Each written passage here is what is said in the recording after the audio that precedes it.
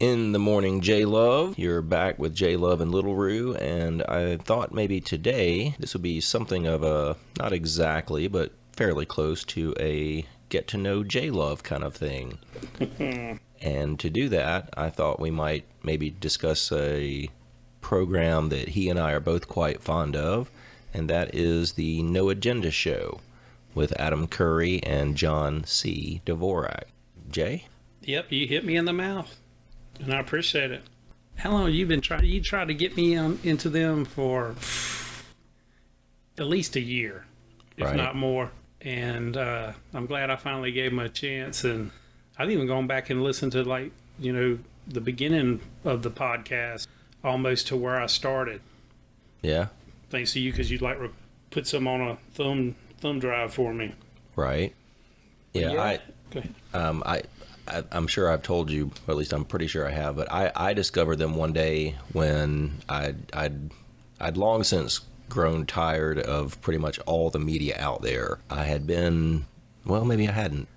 So yeah, once I knew like Republican side, Democrat side wasn't going to do it for me, it kind of became like, well, what else out there is there? Because, I mean, there had to be something. And I just, in the TuneIn app, I just searched for libertarian one day. You know, I didn't consider myself a libertarian. And what I knew about them was just kind of like, yeah, you guys are the kind of kooky guys that nobody's ever going to take seriously. Yeah, the closest optimal third party. Right. Yeah, that was my understanding of them. And I dare say that's accurate. But yeah, this was back around like the Vermin Supreme thing. You remember hearing about this guy? Yeah. Right. Yeah, I mean, just, people like that. I mean, that was certainly the most extreme example that I knew of. But even like, who was it? Gary Johnson? Was that the last guy that ran? Yeah, I think he's run a couple of times. Probably. Yeah, I mean, he was another one. I was just kind of like, man, unfortunately, even if you are right, you come across as a complete idiot. So that's not going to fly. So yeah, I searched for libertarian because I figured there had to be somebody sane, rational out there that was, palatable enough. Can you recommend No Agenda? It was one of two, I think. One is called what is it? LFR, Libertarian Free Radio, maybe. I don't remember, but I added that one, and I added No Agenda. The Libertarian, like I said, whatever it is, I think it's LFR. It was okay, but a lot of the people on there were just kind of not. It wasn't as bad as Gary Johnson, but they did come across as like, yeah, you're mostly right, but you're also kind of an idiot. And so I was kind of going back and forth between No Agenda because at the time it was always No Agenda Live. Oh, you wouldn't even listen to like the recorded ones? No, it was just whatever. Listen to the stream. Whatever came up on the stream. So you immediately just started listening to the stream as if you wanted to check out the show, so you didn't? Okay. Yeah. Like I said, I mean, it came up from a libertarian search, even though, neither John nor Adam will identify as libertarian, but, I mean, hey, it came up. So, yeah, so when I started listening, it was like, I don't even know what show was on, but I do remember there were some shows, not many, especially at the time. It was mostly the actual No Agenda show, but they did have episodes of DH Unplugged, and I've never even listened to one. oh, it's good. It's definitely worth a listen. But at the time, John's voice was far more distinctive than Adam's is. Even though you knew him from MTV days? Even though I knew him from MTV days. Huh. Oh wait, his voice. You're saying his voice, or like what he's talking about, his viewpoint?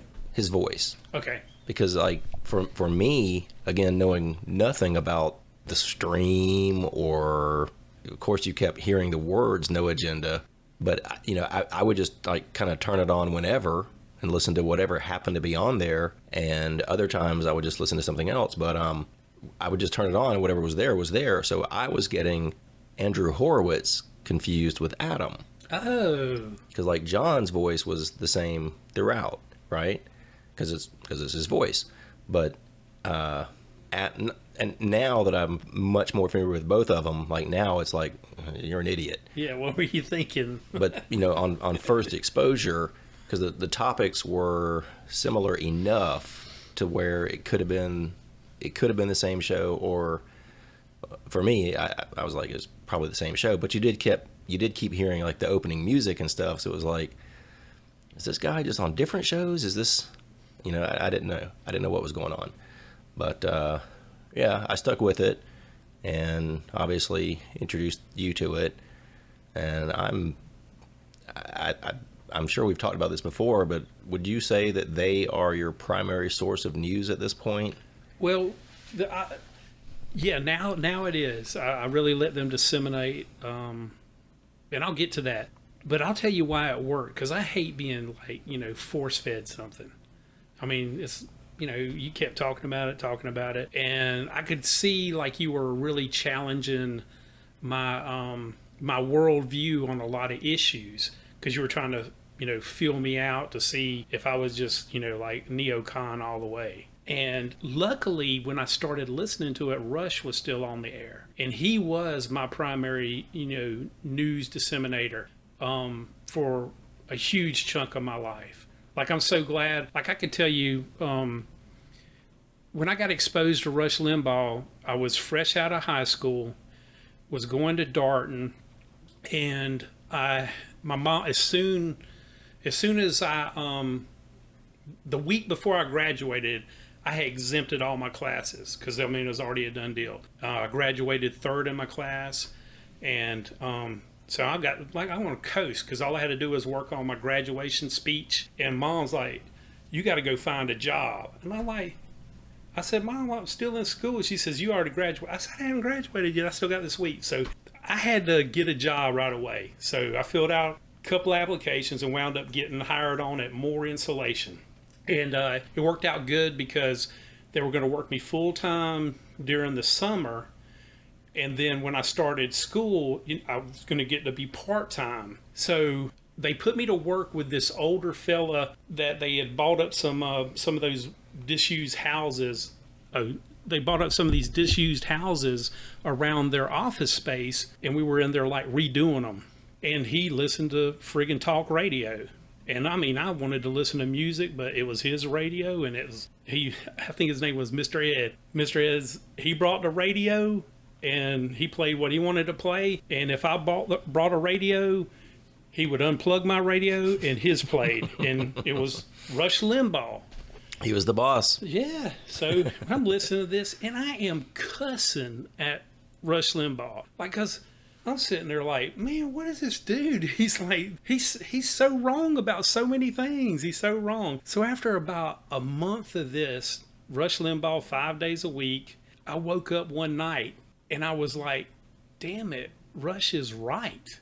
And this is even before I even saw one of those bumper stickers. Right. And I was like, Jesus Christ. So I was a debater, and actually went for like 4 years in high school. So I just started researching the topics that he was talking about, because I was going to prove him wrong. I was actually like, you can call in. I'm going to show Mr. Ed how he's wrong. And I would jump on a point, and I'd research what he was doing at the local library and at the college library, and was like, Jesus Christ. What the hell? What's in my head? What is this poison they have put in my head? So Rush deprogrammed me from being just a complete libtard, and really helped, so he helped shape my worldview and basically activate my critical thinking process again. Right. Because it's easy to go along just to get along, but that's not what we're on the earth to do. Yeah. And so luckily, when you finally hit me in the mouth and it stuck, the reason it stuck was, so No Agenda goes out on Thursdays and Sundays. And I was noticing that Rush would start talking about something on his show, usually no faster than 3 weeks. Like, No Agenda would put it out like this: hey, this is what's going on, and this is how you should approach this issue or whatever. And then I'd hear like it come out of Rush's mouth, and I was like, what is this? So then I realized these dudes, they're on it, they're right there on the tip of the sword as far as like news dissemination. Right. And that's what that's what stuck it to me. And then what really helped me realize that the Republicans aren't the answer. And if you go and listen to Rush, you will really understand that he understood that that party was basically the lesser of two evils. And one of the worst things that we have going on in this country is we really only have like two choices. And then when you start drilling down, you really don't even have two choices, because you just have this huge uniparty, that this Washington D.C. cabal that is, it's out of control. And we just have the illusion of being able to affect things politically. We, yeah, I did think we were going to talk mostly about No Agenda, but as we discussed before we even started, it was liable to go anywhere. And I find it interesting that you mentioned that Rush kind of rebooted or restarted your critical thinking, because when I was turned on to Rush, it wasn't even I guess it wasn't a scenario like yours at all, but I don't even remember how old I was, 18, 19, had to be, no, it was older than that. Because, syndication, like 80, 88, 89 is when he really, the syndication happened. So this is like 90 when I was listening to him. Okay. The summer of 90. Well, for myself, it was, I had taken an incredibly impulsive and ludicrously stupid, not at all planned move to Atlanta, sort of. And while I was there, because I had no intention of staying there, I didn't bother, seriously looking for a job or anything. My plan was basically to accomplish this one goal, and then, whatever happens from there is what happens. So I was living with a friend of mine from way back when, who was kind enough to let me live with him, not at all indefinitely, but let me live with him. And he, of course, had a full-time job. His roommate had a full enough time job. He was hardly ever home. So I was just there a lot. And because of that, my friend introduced me to one of his friends, because this guy owned his own carpet cleaning business, and it was just him all day. And he was like, well, hey, wait, why don't you hang out with this guy? Because, what else are you going to do? Just sit around the house. I said, all right, sure. So you go on jobs with him? Yeah, we did. Not many by any means, but we're only talking a time span of I think a month-ish, a little over, before I was asked to not live there anymore, which was totally logical and fine with me. But we probably only went on like maybe 2 jobs. But this guy, he would like I said, I had no income. So it was just like cigarettes were whatever. If somebody was fortunate enough to just not smoke the whole thing, just get them out of ashtrays, pick up change here and there around the house. But this guy was, I looked at it initially as like, he's well enough off. This is why he's offering these things. Like he'd give me a pack of cigarettes a day, and we would go to just any number of restaurants, because I was new to Atlanta also. And, he would buy me lunch. We only hung out for like 2 or 3 hours, like 5 days a week. Mm-hmm. And just one day we are in his car, and he decided to put on the radio, because he's like, have you ever heard of this guy? I'm like, no. I mean, politics at that point in my life, not even close to a thing. Exactly. I mean, it was chicks and partying, and politically, the closest I was to picking a side was whoever's going to let me party the same or more, and somehow maybe chicks factor into that. Whatever side that was, cool. Outside of that, forever. Right. Outside of that, didn't care. So we're in his car, and he says, "Have you ever heard of such and such?" And of course I hadn't, because AM radio, all I knew of it was like, I don't know, church music maybe, sports probably. But he's like, yeah, it's Rush, and I don't agree with everything he says, but I think he's right about a lot of stuff, and I kind of like him. I'm like, all right, whatever. Your car, you're buying everything anyway, whatever. So he puts him on, and I mean, I'm listening, because what else do I have to do? And that was my first introduction into, they actually do call it like long form broadcasting or reporting.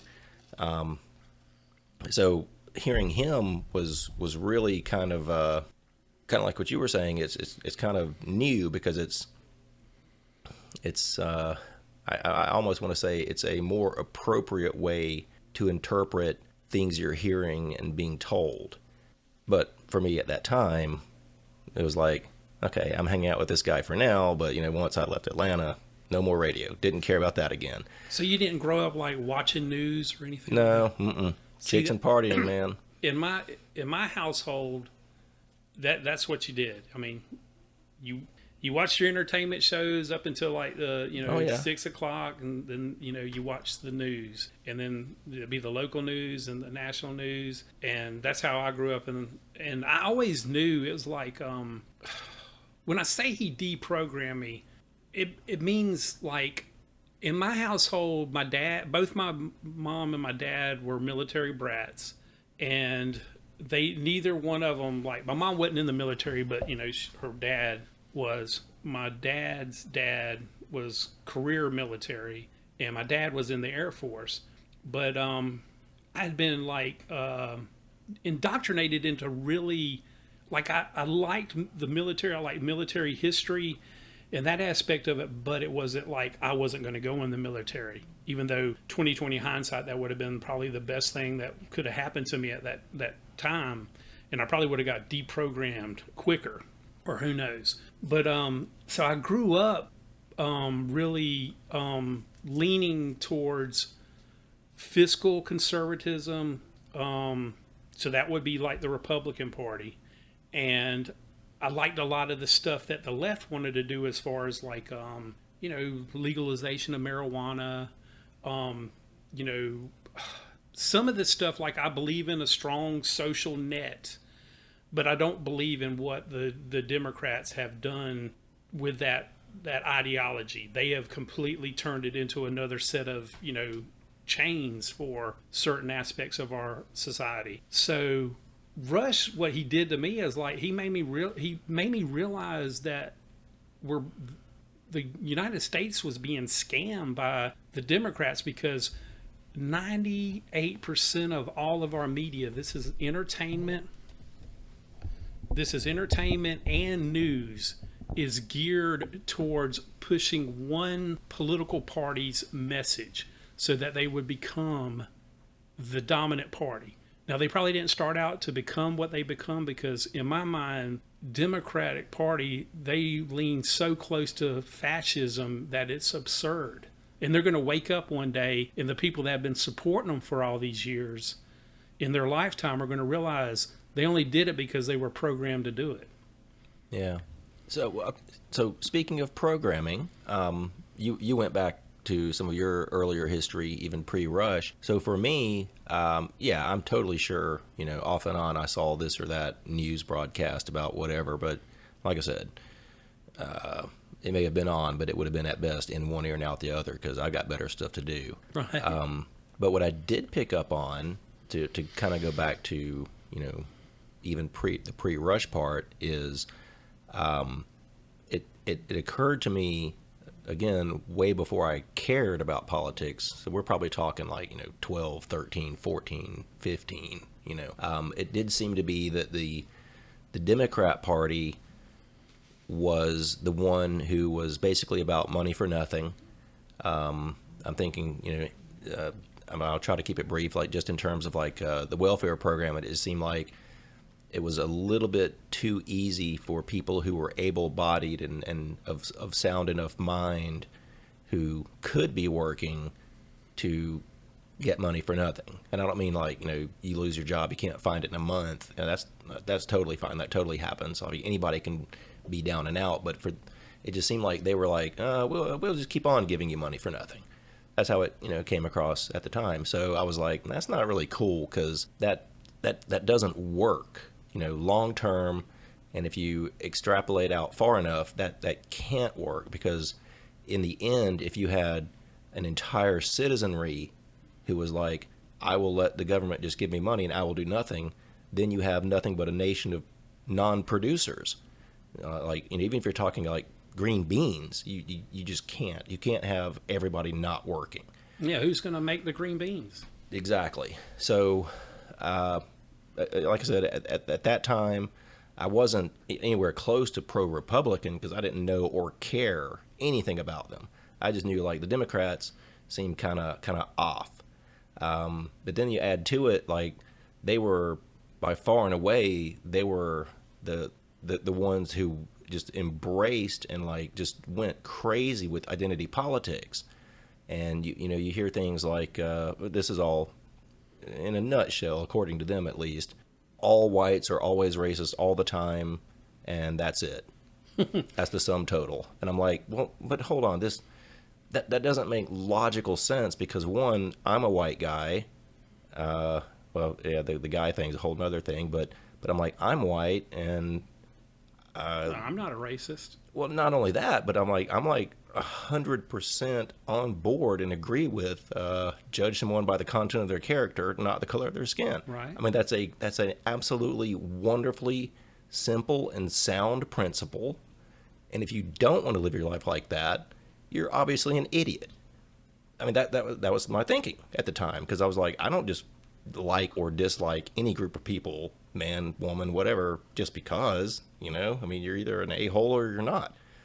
And so, yeah, I was not by any means pro-Republican, but I'm hearing that from the left. I'm like, that's not reality, though. You don't have, at least to the extent that they're talking about, you don't have that. And, you could go not that far back in our history to even kind of prove it. You did have a war that was fought by white people over slavery.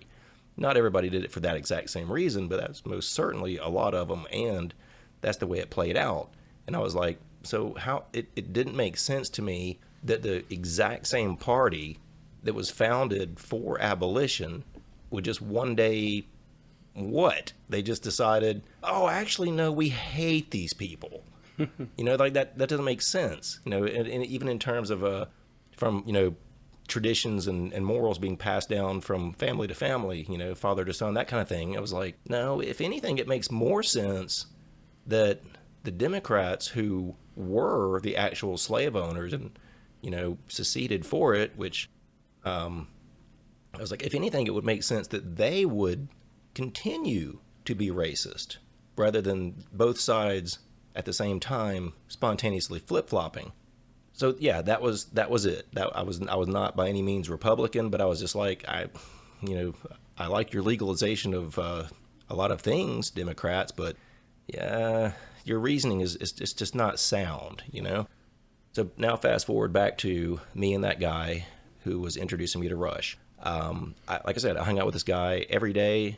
It was totally fine, really cool guy, and it was, I think, probably 3 or 4 days before I left. And he never made a pass at you.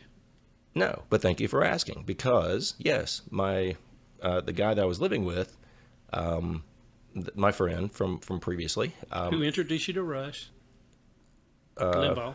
well, no, that's I'm talking about the roommate. Oh yes, the roommate who introduced me to the guy who introduced me to Rush. Okay. Yeah, he just one day tells me, because me and this guy are hanging out, he's like, hey man, I know I introduced you to him and he is a totally cool guy, but you guys are hanging out a lot and I just want to make you aware of it, that he's gay. And I was like, oh, okay, well, that was news, but thanks for the heads up, just in case, I didn't care. It was just like, when I started thinking about like, well, the guy does buy me stuff,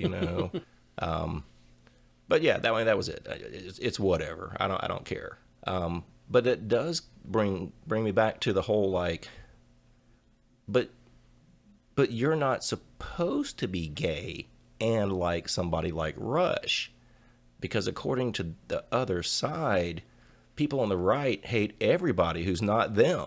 Right. And I'm like, but Rush has paid. He's paid. He didn't just have Elton John at his wedding. Elton John didn't just show up. He paid to have an openly homosexual man sing at both of his weddings. Right. And his wedding was officiated by a black man. And I'm like, no, wait a minute. I mean, if you really hate blacks and hate gays, what you're not going to do, you may have them at your wedding because you maybe can't get out of it, but you're not going to pay them. Right. That's one thing you're not gonna do. So yeah, I mean, like it was, chipping away at the paradigm for me, and yeah, I listened to Rush for a long time, and eventually we got to No Agenda, but Well, that was why he was so hated, is because when you're, so I'm sitting there watching the news, and that's what you did. So when you start flipping channels, like, everybody would have, like, I would listen to NBC Nightly News, Tom Brokaw. And, I'm sitting here thinking, like, okay, I'm listening to the news presented the way I want to. But one of the things that Rush taught me was they're all aping the same message. That it's almost like they're all reading off the same script, word for word. And the reason he was so hated is he would illustrate that, and he would tackle, like just what you just said about, he flew in the face of the cliche of what a conservative, like, he didn't even identify as Republican, he was conservative. mm-hmm. He was like considered like a Reagan Republican, that he probably, not to say that he would have been Democrat, but that he had his viewpoint and realized that one party, more or less, at least on the surface, see this, I mean, this is when the scales are still on my eyes, because I'm still thinking like, okay, this makes it easier, because he's given me ammunition to be able to talk about various subjects with people that, they don't have the information, they don't have the facts, or they don't even know where to go to get the facts, because they're just listening to NPR. And whereas I still would listen to NPR, because the way I like to think, I like to pay attention to my enemies, mm-hmm. to see where they're coming from and how they're lining up the wagons to, fight or whatever. And NPR is a really good source. Everything that is the message that they want to push. So whenever you hit me in the mouth and I started listening to No Agenda, and then realized that Rush was probably listening to No Agenda too, or somebody that worked with him would clue him into them. Right. Because sometimes it would be 2 months before something they had already brought up on No Agenda and had, like, deconstructed it to what it was actually the purpose of that news story or whatever. Then Rush would come out and talk about it. I'm like, damn. Yeah. My where I ended up thinking about the libertarians, it was still several years off, because given everything I said leading up to this event, I was like, I guess I'm a Republican. I guess, just because I'm not that, so I guess. But what definitely severed that, I don't want to say tie, because it wasn't that, but what definitely brought that to a abrupt halt was basically the response to 9/11. Mm. I was like, hold on, no, because you have to look at things like, I think, through the lens of, well, what would you do? Like, if I found out that my next door neighbor was, had guns or stockpiling guns, or whatever you want to say, I wouldn't just immediately think I'd best go over there and just kill him. Mm.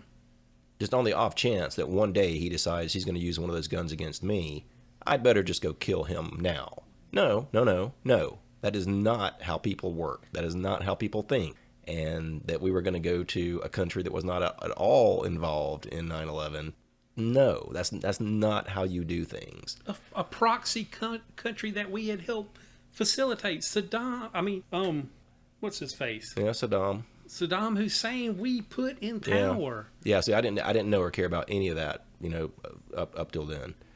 And actually, it was many years after that I even learned all that stuff. But like I said, for me, it was just as simple as, like, no, this is not the way humans interact on a regular basis. This is not the way, like, I don't care. I don't care whether he did or didn't have weapons of mass destruction. It's all about, was he going to use them on us?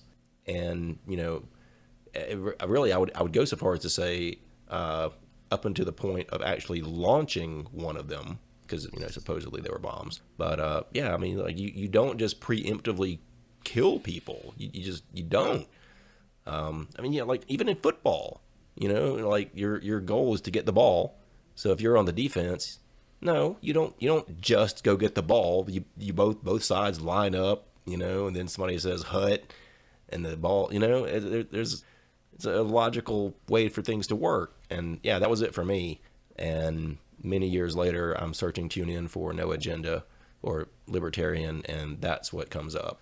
And yeah, once I found out that Adam had been from Headbangers Ball, I was like, yeah, okay, that's completely unexpected, but I mean, you got to do something, I guess. So I was already willing to at least chance them, and John C. I knew nothing about, but I've definitely grown quite fond of him, and I think today, yeah, that is my primary source of news. I listen to others too, but yeah, it's always going to be No Agenda. Yeah, I'm going to keep listening to them. I enjoy the show. The few people who I've tried to introduce to it, fortunately, were as receptive as you were, and they. So we're talking a total of maybe 3 people, but it's really weird because I try prefacing it if I'm introducing somebody to it, especially if I know where they're kind of coming from. I'll even preface it with like, do your best to tune out everything the hosts say. Just play like they're not even there. Just listen to the clips. Exactly. Just listen to the clips. I mean, yes, there's hosts because there kind of has to be. I mean, it'd be kind of a weird show if there weren't. But like I'm okay with a lot of their opinions and takes and stories and stuff like that. But not everybody necessarily would be. And I'm like, I'm like, man, I'm telling you, in this one case, it's not about the hosts. It's about the information. Well, I'm ever thankful for them during the COVID-19 bullshit. I mean, thank God for them. Yeah. I mean, they were everything that they were. I mean, they were right at the tip of the sword on watch what's fixing to happen. And lo and behold, everything that they said came true. And it kept me sane. I mean, I work for Walmart, so they considered me an essential worker. So everybody else is hiding and I'm going out in the public. And I thank God that they gave me the protocols for like taking vitamin D3. So I was taking that religiously, and I did wind up getting it a couple of times, but it wasn't nothing, and I was prepared for it because it was just another. It's a cold. Yeah. Yeah, that. I mean, a man-made manipulated one, but thank God that they don't thrive in the wild. I mean, after it don't take many mutations before it your body can handle it, just like a regular coronavirus. Yeah, yeah. That, I mean, among unfortunately many other things, because actually prior to No Agenda, like I said, man, our response to 9/11, because. Not that it's not important as to who exactly did what, but for my point, it doesn't matter who did what.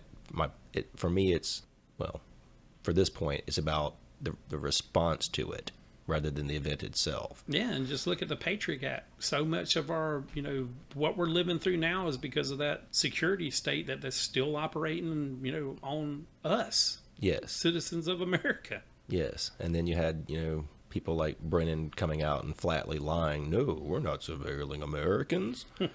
And liars. But yeah, and so for me too, like the 9/11 was a huge moment for me, but also it kind of brought to mind some stuff I'd learned in history class as far as like, well, the beginning of the Civil War, like how it actually started, like who egged the other one into responding the way they did.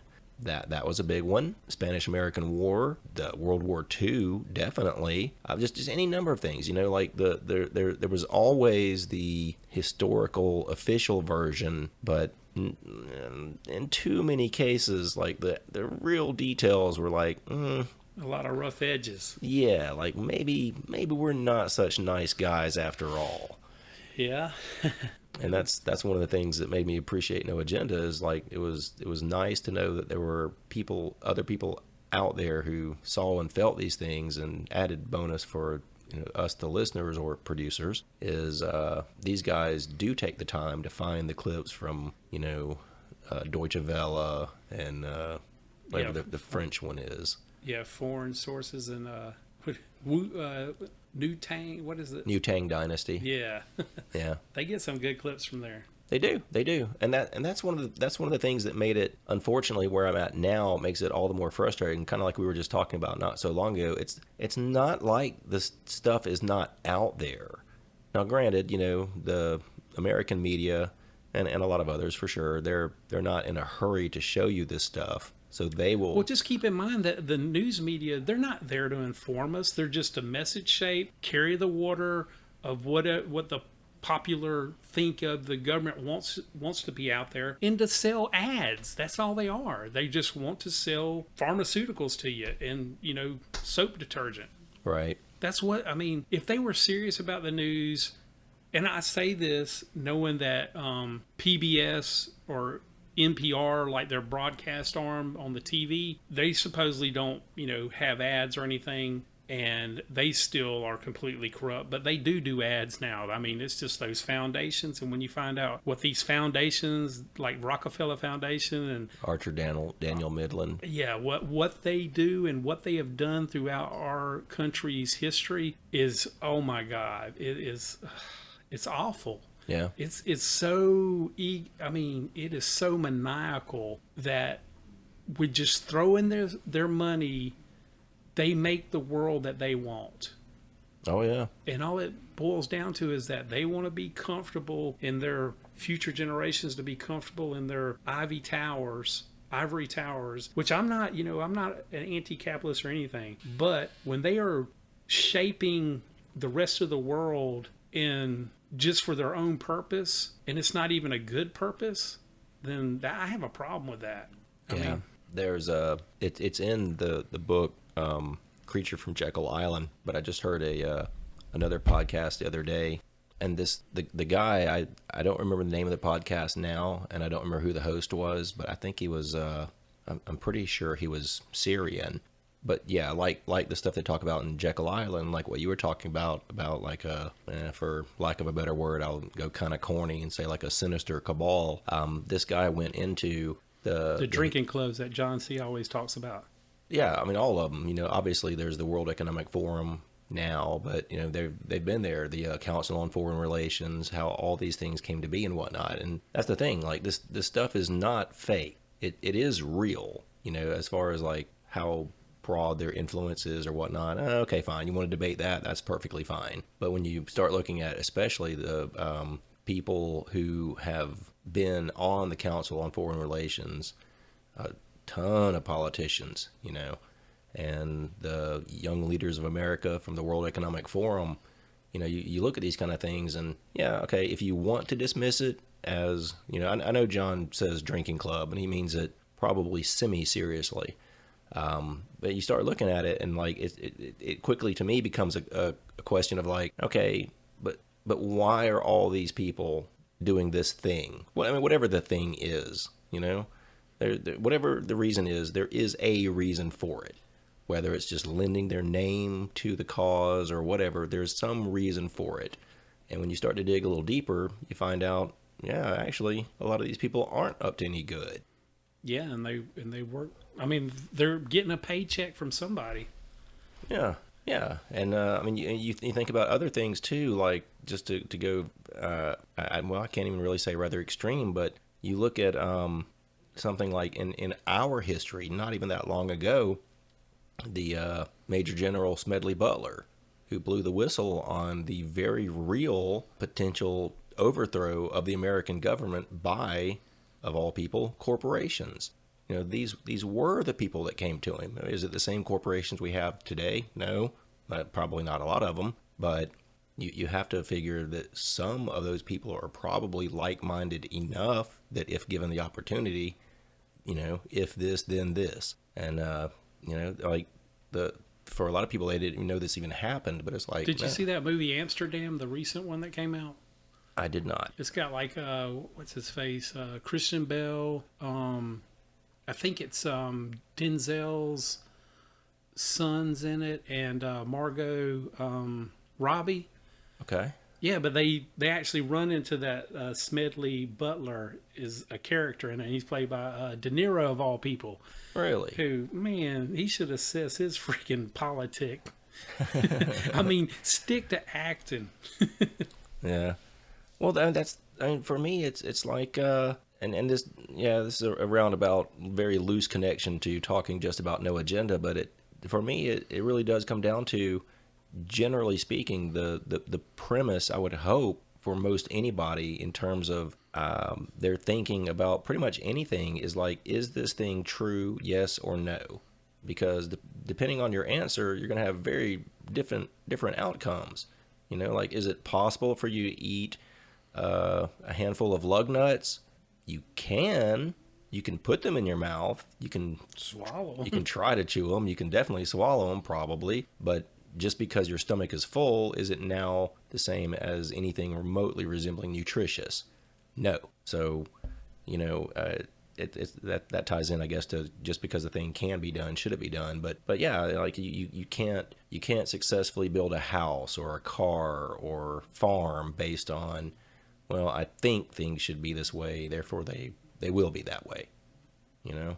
To bring it back to like the No Agenda show, the coolest thing about them is they don't have any corporate sponsorship. Right. So it's just them, and they have their own infrastructure, so they don't have to worry about being, canceled. As long as they, can get on the internet, you can get their product. And that goes a long way to them being able to really talk about subjects, and not just like, oh, you better not talk about that, or, just because we've been wrong about something doesn't mean we have to keep being wrong about something. Yeah. I mean, that's progress. I mean, everybody makes mistakes. Even governments make mistakes. Yeah.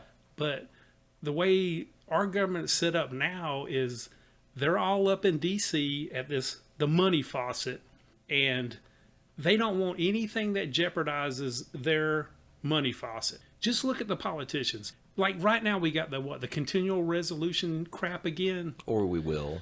Yeah, or we will, and they just keep kicking the can.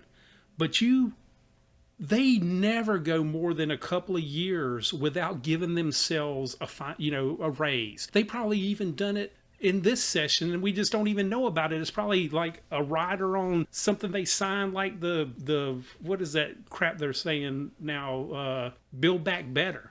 Right. I'm sure they had a kickback in there for their wallets, and that's both sides doing that. I didn't hear. I didn't look into any more of it. But did you happen to hear about? I assume the Pentagon. I mean, it almost has to be them. But apparently they found an extra $200 billion that we can now hook Ukraine up with, because the reason they found it is there was an accounting error. Warmongers. That, accounting error of $200 billion. Somebody moved a decimal point. Yeah. Or a lot of decimal points. I don't even want to get to talking about Ukraine. I'm like a peacenik now. Right. Yeah. And that's me, man. Like that's one of the things I appreciate No Agenda for, and it's definitely the reason I try to somewhat hit people in the mouth is, it comes down to it doesn't matter how you want to feel about something. I mean, too often I think it does for a lot of people, that's sufficient, but it shouldn't. It in a larger, broader sense, it can't be about just how a person, and especially not a number of people, feel about pretty much anything. Like it has to, at some point, on some level, be based in truth first. Yeah, reality, of course. Yeah, and and from truth, hopefully reason or rationality. At some point in time, you have to deal with the world as it is, not the way you want it to be. Right, and if you have been voting for a party that has changed as much as the Democrat Party has in just my lifetime, then you should reevaluate why you keep voting for them, or why they don't get held accountable to the standards that non-Democrats get held to all the time. Yeah. Now that's the hypocrisy of the mainstream media and the political elite is disgusting. Yeah, and I remember for me the final write off, because again this is pre even thinking seriously about libertarian anything, and definitely very pre No Agenda. I was just at home one day, and it was purely timing and circumstance. But I'd just seen on I'm just flipping the channels, so I'm just it's landing on whatever. I'm leaving it there long enough to know whether I'm going to stay or go. And I caught this little piece by Fox that was talking about, oh, the sky is caving in, and just et cetera, just all this kind of stuff over some kind of something that had just passed, which is going to increase something, increase the percent of something. And they're just like, apoplectic about it and pulling their hair out and wringing their hands. End of the world. Right. Yeah. The end of the freaking world. And then, like I said, I'm just flipping channels. I'm like, whatever. Go to the next channel. It just happens to be a broadcast from the left, but they were talking about the exact same thing. And I don't have any idea what this thing was, and it doesn't matter. But it just so happened they too were talking about the increase in the whatever, and it was a 1% increase. I'm like, okay, I don't really know what you guys are talking about, and I'm sure it's probably not good that it's increasing. Was it the interest rate? No. I mean, that would be a... No. This was a law or, something. Okay. But yeah, I'm like, whatever it may have been, like I said, I don't remember, and I don't care, quite honestly. But it's like, is it probably good that this thing went up at all? Probably not, but at the same time, it's 1%. Like for all your hand wringing and doom and gloom, it's 1%, guys. Well, that's how incrementalism works, Drew. I mean, it is, but for me, it was like, I get it, Fox. You are at least playing the part of not liking those guys. I get it. Politics, it is what it is. Full contact sport, all that kind of jazz. But don't waste my time making mountains out of molehills. Well, that's what if you look and really dial into what, this is both sides of the media. And I don't know about how you feel about Fox, news network now. Useless. Exactly. And on top of that, I'm on board with it actually being run by the Democrats. I could buy it. And all their whole job is to keep people riled up. Because if they keep throwing out the red meat for their viewership, then they know they're going to tune in, or most of them will. And if they keep them ginned up, that keeps them looking at the adverts that they put on there. And that's their only job. They don't they don't care anything about you other than your wallet. Yep. In your vote. And then what is a vote really? Because don't get me started about the last presidential election, because that was rigged. Ballot harvesting like nobody's business. Yeah, so that happened. Oh man, I have no idea. That had to have been a good, at a minimum, like 2 years, maybe 3, before I found No Agenda. So that was an incredibly long stretch of time when I just, didn't really have any sources. I mean, Rush was still around, obviously, but right. Outside of him, no, that was pretty much it. That was it. Did the job for the most part, but once he's off the air, what inputs do you have? And yeah, just over time, I don't even remember why or how I even considered libertarian anything, but I'm certainly glad I did, because I did discover No Agenda. And once that spark was lit, that truth was presented, it was like game on. You should and need to reevaluate everything through that lens. And time and again, I've found other shows and other podcasts, a lot of them that I definitely like and will listen to regularly. But I think to this day, for me, No Agenda is still, not simply just like the predecessor, but they're head and shoulders above the rest. Yeah, I miss Rush Limbaugh so much. I especially in the later years, I was able to listen to all of his because I would just listen to his podcast, Right. and it was so cool because it didn't even have commercials, so I could get caught up on on the ride home from work, and so I was able to hear him way more than I was before when I started working retail, and I always missed him because like I'd listen to him doing construction work because I would work all over the place in the country, and you could always tune in Rush. And that's through the radio waves. Right. But I wish No Agenda was more than twice a week. It would be nice, Yeah. That's or maybe a daily update or something. That would be cool. But I Right. mean, it wouldn't work in their format. I just wish somebody could. Nobody will replace Rush though. no. He was a one of a kind. Yeah. But, life being life, that's no longer an option. And for me, I would say, by and large, No Agenda has taken up that mantle. So, in the end, I'm as satisfied as I can be. Yeah, I enjoy it, and thanks for turning me on. So, you're quite welcome. And thank you for joining me. And we are going to sign off, guys. Bye. See ya.